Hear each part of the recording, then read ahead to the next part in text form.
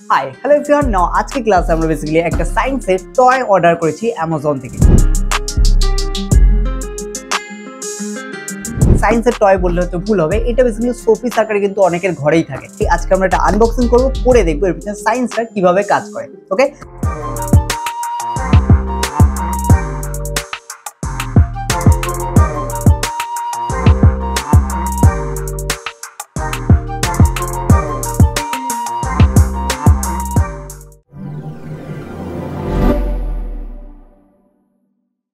তো ভালো করে যদি খেয়াল করো তাহলে এটা কিন্তু দেখো নিজের একটা পায়ে কিন্তু পুরো যে স্ট্রাকচার প্লাস নিজের বডি ওয়েট পুরোটাই কিন্তু এ নিজেকে হচ্ছে ধরে রেখেছে।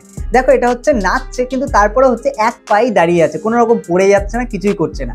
এবং এটা এমন নয় যে এখানে কোনো চুম্বক বা কিছু আছে, এটা চাইলে কিন্তু আমি আমার হাতের ওপরও করতে পারি, যদি বা আমার হাতের ওপর কিন্তু এটার মানে ঘুরতে একটু প্রবলেম হবে, ঠিক আছে, কারণ আমার এই যে বেঁধে যাচ্ছে।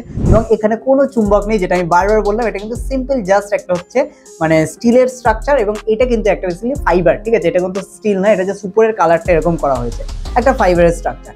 আর খেয়াল করবে এখানে কিন্তু এটার পুরো ব্যালেন্স হচ্ছে ফার্স্টের পাই।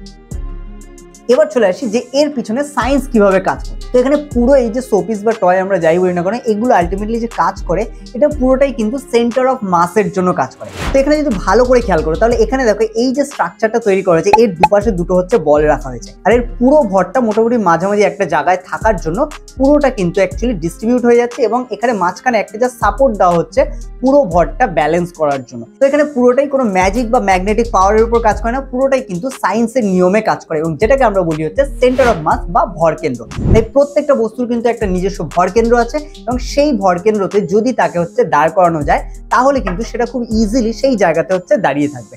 চাইলে এই জিনিসটাই কিন্তু আমি একটা হচ্ছে পেনের সাহায্য করতে পারি। দেখো এটাকে আমি কিন্তু চাইলে আমার হাতের উপর দাঁড় করাতে পারি। কিভাবে?